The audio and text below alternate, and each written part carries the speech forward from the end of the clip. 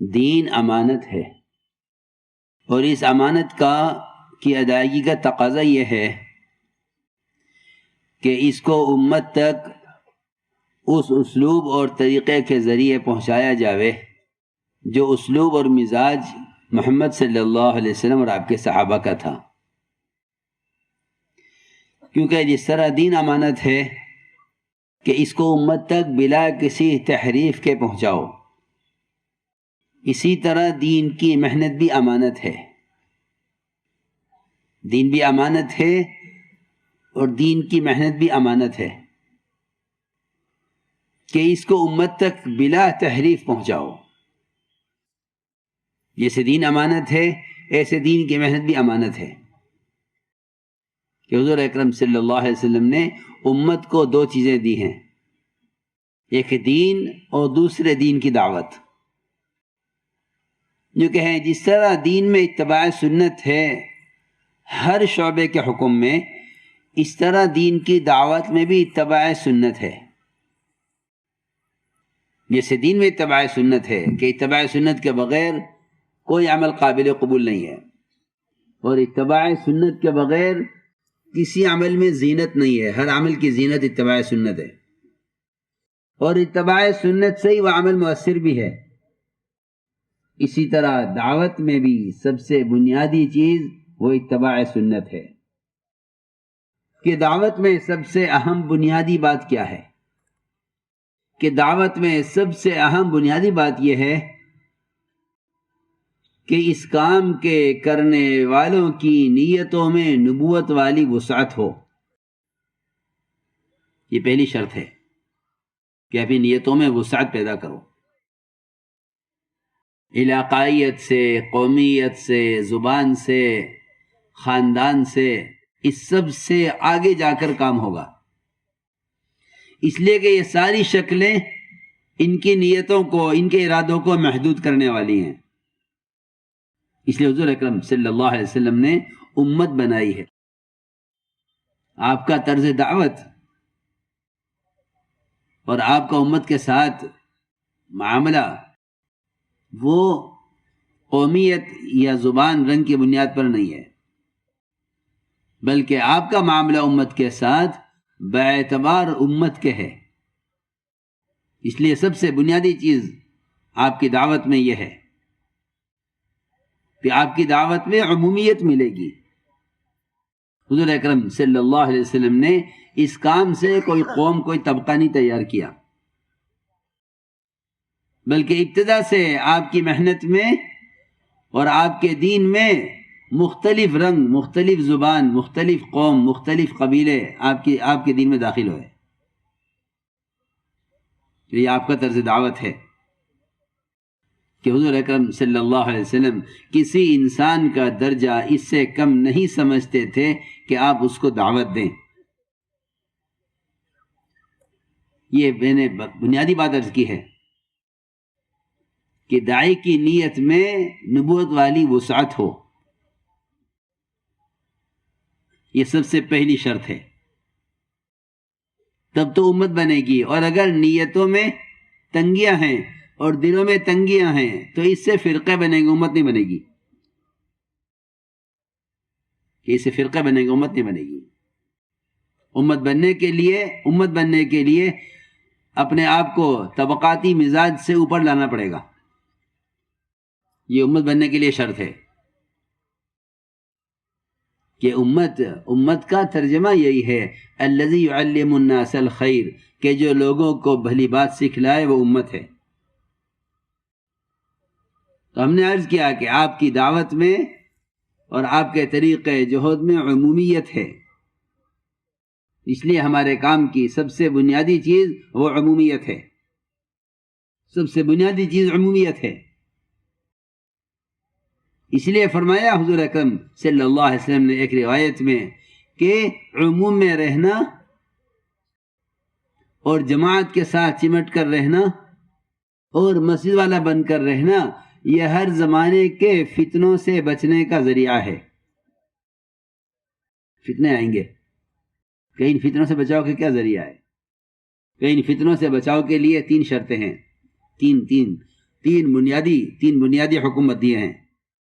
صحیح حدیث ہے کہ انسان کا بھیڑیا شیطان ہے، اس کے حملے سے بچنے کے لیے 3 کام کرو. پہلا کام یہ کہ عموم میں رہو. دوسرا کام یہ ہے کہ جماعت کے ساتھ چمٹ کر رہو، تنہا مت رہو. اور تیسرا کام یہ ہے کہ اپنے آپ کو مسجد کا عادی بناؤ. اگر یہ 3 کام کرو گے تو فتنوں سے بچے رہو گے. کہ فتنوں سے بچنے کے لیے یہ تین اسباب بتائے ہیں. اس لیے کہ ترقی اور تربیت عموم میں ہے، خصوصیت میں فتنے ہیں. عمومیت میں تربیت ہے کہ عمومیت میں رہنے سے تواضع پیدا ہوتی ہے، کہ عموم میں رہنے سے تواضع پیدا ہوتی ہے. صحابہ کرام کی ایک بہت بنیادی صفت اور نبوت کی ایک بڑی اعلیٰ صفت وہ تواضع ہے. حضور اکرم صلی اللہ علیہ وسلم نے اپنے لیے نبوت اختیار کرنے میں بادشاہت والی نبوت کے مقابلے میں فقر و فاقے والی نبوت کو اختیار کیا. یہ تواضع کا تقاضا تھا. کہ آپ نے نبوت میں فقر و فاقے والی نبوت کو پسند کیا، بادشاہت والی نبوت کو پسند نہیں کیا. آپ پر دونوں پیش کی گئی کہ آپ نبی بنے بادشاہت والے یا آپ نبی بنے فقر و فاقے والے. تو آپ نے فرمایا کہ مجھے تو فقر و فاقے والی نبوت چاہیے. یہ آپ کی یہ تواضع کا تقاضا ہے. اس لیے میں نے عرض کیا کہ عموم میں رہنے میں بڑی ترقیات ہیں، اور عموم میں رہنے میں بڑی تربیت ہے، اور عمومیت میں حفاظت ہے.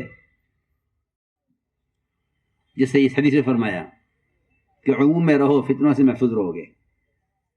کہ عمومیت میں تربیت ہے، عمومیت میں حفاظت ہے، اور عمومیت میں ترقی ہے. صحابہ کرام ایسا عموم میں رہنا چاہتے تھے کہ کرامتوں سے بھی گھبراتے تھے. کسے؟ کرامتوں سے.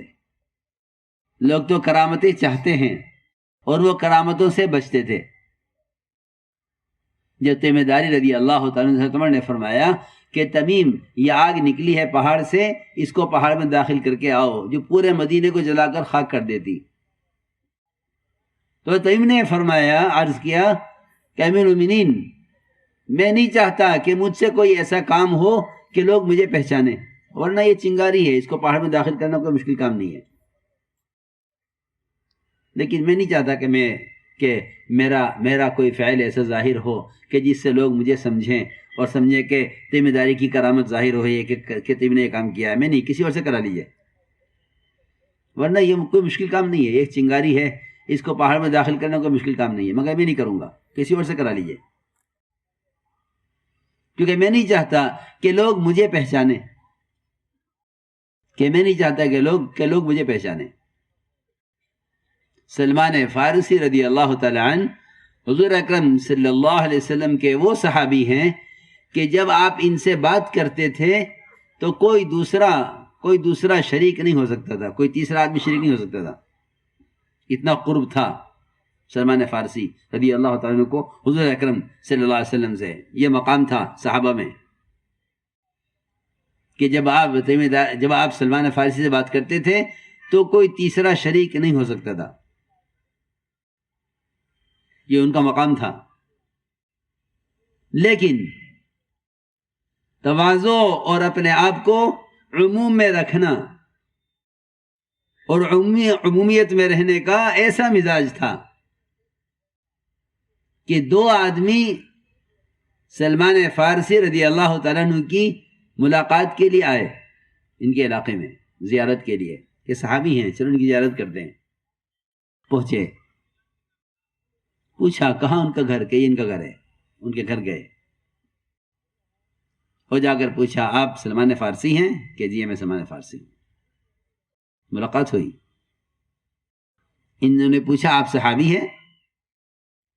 کہ نہیں، میں صحابی نہیں ہوں. میں صحابی نہیں ہوں، یہ کیسے ہو سکتا ہے؟ تو ایک نے کہا دوسرے سے کہ ہم یہاں غلط آ گئے ہیں، ہم یہاں غلط آ گئے، یہ کوئی اور آدمی ہے، ہمیں تو وہ سلمان فارسی مطلوب ہیں جو صحابی ہیں۔ تو دونوں وہاں سے اٹھ کر جانے لگے کہ یہ تو ہم غلط آ گئے، یہ آدمی وہ نہیں جو ہمیں چاہیے۔ جب اٹھ کے جانے لگے تو سلمان فارسی رضی اللہ عنہ فرمایا کہ تم کس سلمان فارسی کی تلاش میں ہو؟